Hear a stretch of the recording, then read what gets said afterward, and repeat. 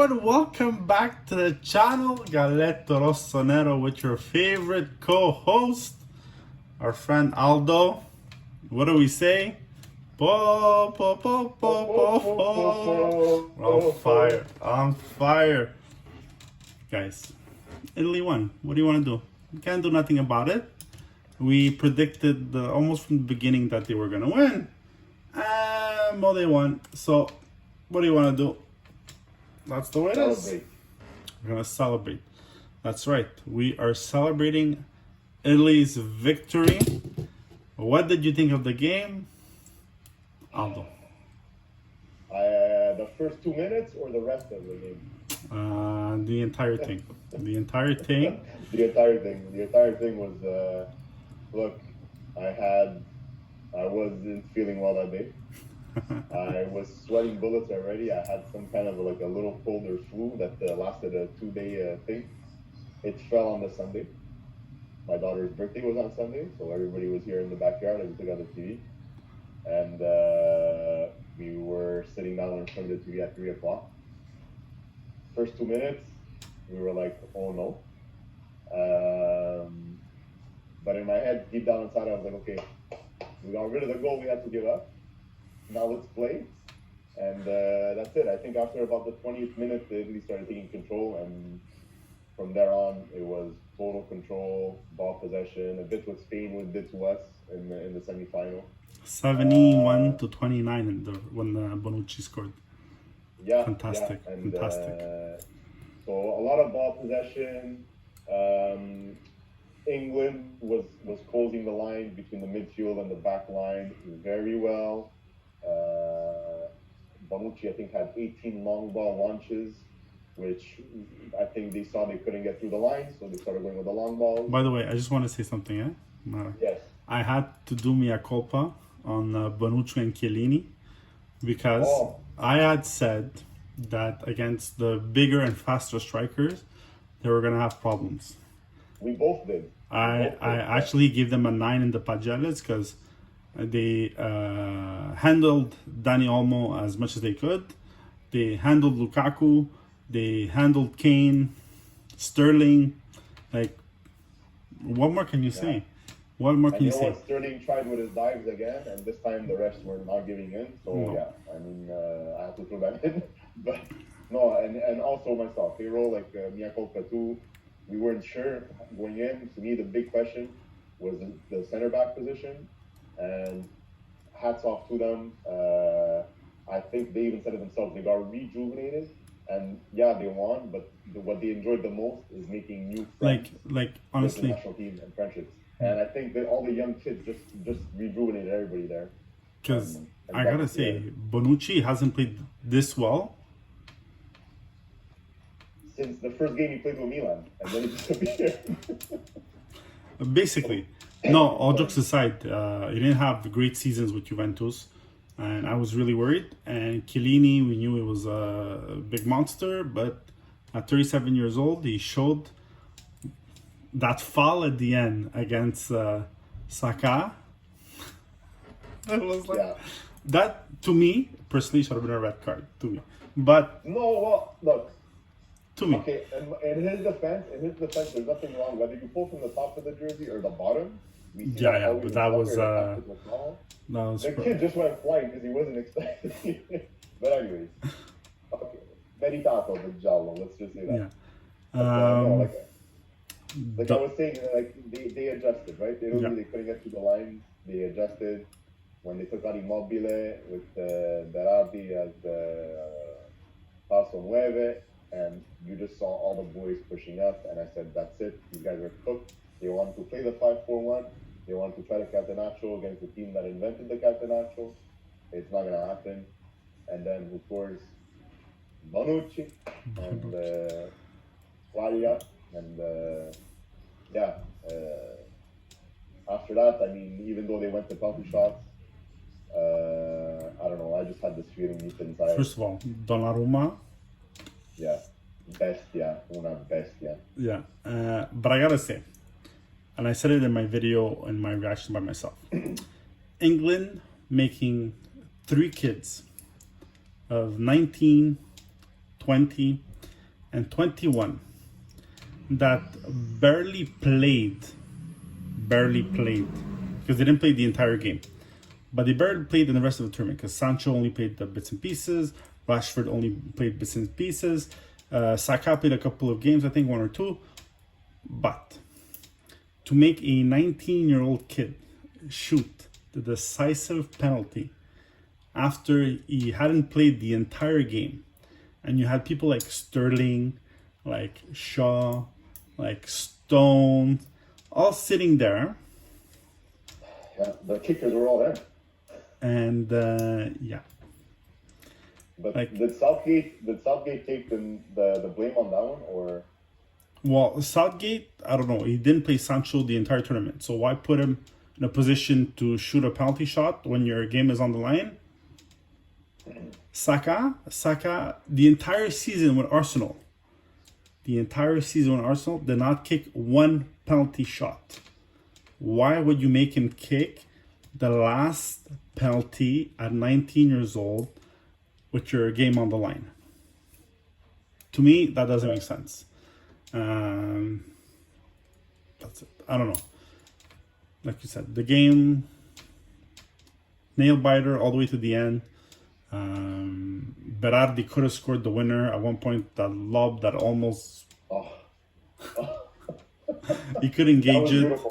That was beautiful. I think if you would have let it come down just a bit more, it would have gone a bit more straight. But look, I mean, yeah, they're pros, but you couldn't ask for better. Every time Berardi came in, he played really, really well. Dude, a total team effort. I hope. I know you mentioned this also. I hope Jorginho gets considered for the Ballon d'Or. He won a Champions League with Chelsea. He won the Euro. We saw that with Cannavaro, right, when he won the World Cup. And, you know, like, usually it's given to players that succeed also. Yeah, but more importantly, he's at the center of both projects. Yes. But he is not a player that a lot of people talk about. And that's going to hurt him, I think. Somebody was throwing Donnarumma's name out there. Why not? Why not, right? I don't know. I think it would be... listen, if he does, then good for him. But no, I think because Milan wasn't really involved in the cups and stuff. Cups, yeah, they did finish second place. They were in first for a while and said, yeah, but I think that's going to hurt him a bit more. Jorginho got a lot of visibility. Yeah. A lot of people did not know many of these players on the national team before the tournament started. No. And all of a sudden, people are getting interested in Insigne. Napoli didn't sign him yet. People are getting interested in Barella. Inter needs money. Are they going to sell him? So Emerson now is on the move, probably too. So yeah, Donnarumma already on the move. We know that. So no, a lot of visibility for the players that on the national team now. Good for them. Good for them. Yeah. I'm so happy, Euro. I'm thrilled. It's the 6th since 2000. 6 Euro tournaments have passed by. 3rd final for Italy, and finally this was the one. We all remember 2000 against France. That late goal by Mr. Vitor, that's it. And then Trezeguet scored in the extra time, and then against Spain, that 4-0 loss, that they got smashed. So 3rd time, the charm, and they brought a trophy, finally the Euro Cup. It's coming Rome. They brought it to Rome. Absolutely. And so yeah, that concludes our Euro 2020. Italy wins. We're gonna have one more video, Manu, about the Euros. Then we'll do other things, but we'll talk about the Euros. We're gonna give the grades for each national team. I already have a team that's like at 3. Not saying who it is, but it's a team with Mbappe. I'm just throwing it out there. So we'll see. We'll see how that goes. You know what? I have one team. I started a bit also doing that. I have one team that's worse than Macedonia. Yeah. So, do they have Mbappe on the team? No. you know, they have a player that we used to have, that's Laurin Tarista. Here's my little hint. Oh, yes, absolutely. I gave them a grade, not a big grade, but the grade I gave them is still higher than the amount of points they got and the amount of goals they scored. But we'll see. Okay. So between 1 and 2. That's right. So, honestly. Oh, a little thing, if you will permit, yeah. if you allow me. This one was a special one. This one was a special Euro. I still get goosebumps. I watch the games in Italian. When I listen to Fabio Caressa, he brings, it's soccer, but he brings something else. He brings different life to the game. And he speaks from the heart. And I still have it engraved in my head in 2006. All I heard off that corner, Pirlo, Pirlo, Pirlo, Pirlo, and then gol di grosso, gol di grosso. It still gives me goosebumps today.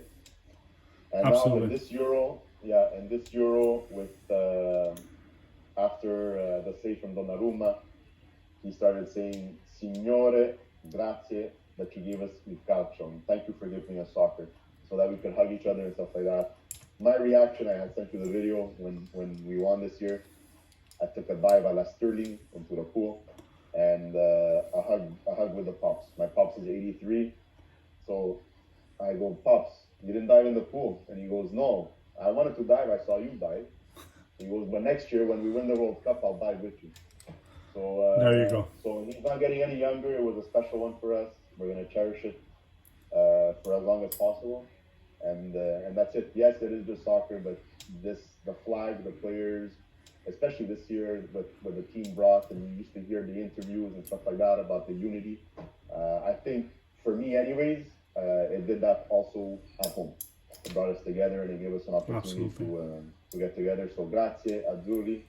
Thank you for bringing us together after 12, 18 months worldwide where it was crap everywhere. But it's funny, every time we, petite parenthèse, every time somebody says that Italian soccer is dead. Yeah, 2006 was Calciopoli, eh? Calciopoli, that's right. Yeah. So Italian soccer was dead. Yeah. Italian soccer was dead. This year Italian soccer was nowhere to be found because of the cups and stuff like that. But we'll see. We're still here. And it's funny that teams that complain that Italy didn't have a nice un bello gioco imitated the Italians by doing the catenaccio, like the English team. Like, to me, it's hilarious. Anyways, but I'm happy that Patrick Vieira got it to see from his house. I'm happy that Gary Neville and Rio Ferdinand got to see it live broadcasting for the English television, right? Because they had made a lot of comments and blah blah blah and blah blah blah. And so I'm very happy for all those players. But I don't know if you saw my video. I actually gave Immobile a worse grade than what I originally gave him for a comment that he made. He said that everybody keeps talking about him because he doesn't do anything, whatever, but he won the Scarpa d'Oro and the European Championship in the same year. Just for that comment, I give him a 5 instead of a 5.5. It was horrible. Horrible. No pressure this year, huh? For Immobile. No pressure. No pressure. Yeah, look at him beat the striker for the World Cup and...